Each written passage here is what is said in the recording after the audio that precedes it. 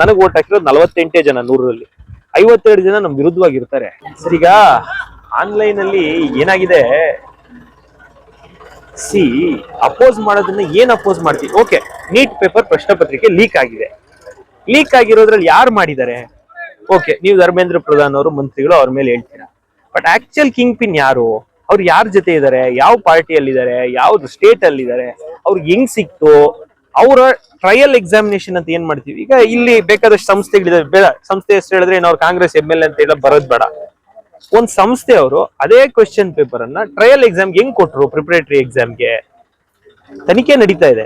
Okay, ನಿಮ್ ಆಕ್ರೋಶ ಏನಿದೆ ನೀಟ್ ಬಗ್ಗೆ ಇದೆ. ನಿಮ್ ಆಕ್ರೋಶ ಚೀಫ್ ಜಸ್ಟಿಸ್ ಅವರು ಇವ್ರಿಗೇನು ಮಾಡಕ್ ಕೆಲಸ ಇಲ್ಲದೆ ಹಂಗೆ ಅದೇನು ಅಂದ್ರೆ ಒಂದು ರೆಗ್ಯುಲೇಷನ್ ಇರ್ಬೇಕು ಸರ್. RTI ಒಂದು ರೆಗ್ಯುಲೇಷನ್ ಇದೆ, ಜರ್ನಲಿಸಂ ಒಂದು ರೆಗ್ಯುಲೇಷನ್ ಇದೆ. ಹೌದು, ನಮ್ ಡೆಮಾಕ್ರೆಟಿಕ್ ಕಂಟ್ರಿ, ಎಲ್ಲಾರ್ಗು ನನ್ನ ಟೀಕೆ ಮಾಡೋ ಎಲ್ಲಾ ರೈಟ್ಸ್ ಇದೆ. ಈಗ ಯಾರಾದ್ರೂ ನನ್ನ ಮೇಲೆ ಒಂದು ವಿಡಿಯೋ ಹಾಕಿದ್ರೆ ಹಾಕ್ಲಿ ಅಂತಾನೆ ಬಿಡ್ತೀವಿ. ನೀವ್ ಹೇಳೋದ್ ಸರಿ ಇದೆ, ಅದನ್ನ ರಿಸ್ಟ್ರಿಕ್ಟ್ ಮಾಡಬಾರ್ದು ನಾವು. ಆ ರಿಸ್ಟ್ರಿಕ್ಟೆಡ್ ಎನ್ವೈರನ್ಮೆಂಟ್ ಇದ್ದಾಗ ಡೆಮಾಕ್ರೆಟಿಕ್ ಪ್ರೋಸೆಸ್ ಇರಲ್ಲ. 100ಕ್ಕೆ 100 ಜನ ನಮ್ಗೆ ವೋಟ್ ಹಾಕಲ್ಲ ಸರ್. ನಮ್ಗೆ ವೋಟ್ ಹಾಕೋದು, ನನಗೆ ವೋಟ್ ಹಾಕಿರೋದು 48 ಜನ 100ರಲ್ಲಿ 52 ಜನ ನಮ್ ವಿರುದ್ಧವಾಗಿರ್ತಾರೆ. ಅದು ಇರುವಂತ ಸಮಾಜ ಹಂಗೆ ಇರೋಂಥದ್ದು. ಬಾಬಾ ಸಾಹೇಬ್ರು ಕೊಟ್ಟಿರೋ ಸಂವಿಧಾನ ಹಂಗೆ. ನಮ್ಗೆ ಎದುರಾಳಿಗಿಂತ 1 ವೋಟ್ ಜಾಸ್ತಿ ಬೇಕು, 51 ವೋಟ್ ಅಲ್ಲ. ಹಂಗಾಗಿ ವಿರೋಧ ಮಾಡೋರು ಪಾಪ ಅವ್ರಿಗೆ ಇನ್ನೇನು ಇಲ್ಲ ನರೇಂದ್ರ ಮೋದಿ ಅವ್ರ ಮೇಲೆ ಹೇಳಕ್ಕೆ. ಒಂದ್ ಕರಪ್ಷನ್ ಇಲ್ಲ, ಒಂದ್ ಮಿಸ್ಮ್ಯಾನೇಜ್ಮೆಂಟ್ ಇಲ್ಲ. ಆರ್ಥಿಕವಾಗಿ ಯಾಕೆ ನರೇಂದ್ರ ಮೋದಿ ಅವ್ರನ್ನ ಹೋಗ್ತೀವಿ? ನಮ್ಮೆಲ್ಲರೂ ಆರ್ಥಿಕವಾಗಿ ಬೆಳವಣಿಗೆ ಆಗಿದೀವಿ ಸರ್. ದೇಶ ಆರ್ಥಿಕವಾಗಿ ನೀವು ಯೋಚನೆ ಮಾಡಿ 10ನೇ ಸ್ಥಾನದಿಂದ ಇವತ್ತು 4ನೇ ಸ್ಥಾನಕ್ಕೆ ಬಂದಿದೆ. ಹಂಗಂದ್ರೆ ನಮ್ ಎಲ್ರು ಇನ್ಕಮ್ ಜಾಸ್ತಿ ಆಗಿದೆ. 100ಕ್ಕೆ 100 ನಾನಂತೂ ಹೇಳ್ತೀನಪ್ಪ, ನನ್ನ ಇನ್ಕಮ್ 2014ಗಿಂತ 2024 ಜಾಸ್ತಿ ಆಗಿದೆ, 26ಕ್ಕೆ ಜಾಸ್ತಿ ಆಗಿದೆ.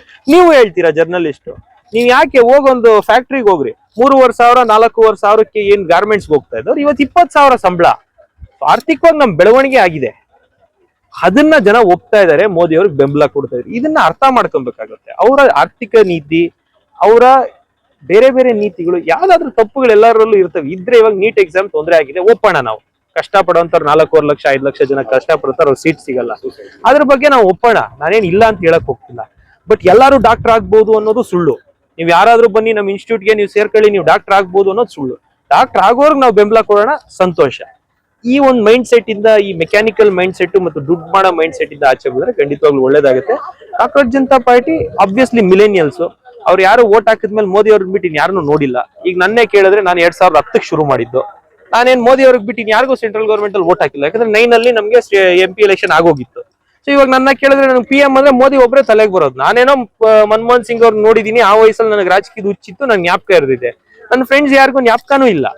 ಈ ರೀತಿ ಮಿಲೇನಿಯಲ್ಸ್ ಅಲ್ಲಿ ಏನಾಗುತ್ತೆ, ಜನ ಚೇಂಜ್ ಕೇಳೋಂಥದ್ದು ಅನ್ನೋ ರೀತಿಯಲ್ಲಿ ಸುಮ್ಮನೆ ಯಾರೋ ಒಂದಷ್ಟು ಜನ ಸೇರ್ಕೊಂಡು ಒಂದು ಅಜೆಂಡಾ ಸೆಟ್ ಮಾಡಿ, ನರೇಟಿವ್ ಸೆಟ್ ಮಾಡಿ, ಅದರಲ್ಲೂ ವಿಶೇಷವಾಗಿ ನೀವು ಫಾಲೋವರ್ಸ್ ನೋಡಿದ್ರಿ ಅಂದ್ರೆ ಅದ್ರದ್ದು ಅತಿ ಹೆಚ್ಚು followers it is a fake narrative. United States, Bangladesh, Pakistan ನಮ್ಮನ್ನ ಡಿಸ್ಟೆಬಿಲೈಸ್ ಮಾಡಬೇಕು.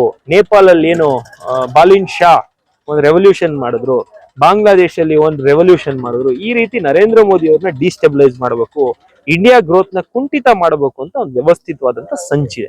ನೀಟ್ ಬಗ್ಗೆ ಮಾತಾಡಿದ್ರೆ ಮಾತಾಡೋಣ, ನಾನು ಕ್ರಿಟಿಸಿಸಮ್ ತಗೊಳ್ಳೋಣ. ಬಟ್ ಮೋದಿ ಅವ್ರ ಲೀಡರ್ಶಿಪ್ ಬಗ್ಗೆ ಮಾತಾಡೋಷ್ಟು ಮೋದಿ ಅವರು ಬಲಿಷ್ಠವಾಗಿ ನಡೀತಾ ಇದ್ದಾರೆ. ಇನ್ನೂ ಚೆನ್ನಾಗಾಗುತ್ತೆ, ಒಂದು ಮೂವ್ಮೆಂಟ್ ಆಗುತ್ತೆ ಅಂದ್ರೆ ನಾನು ಒಪ್ತೀನಿ.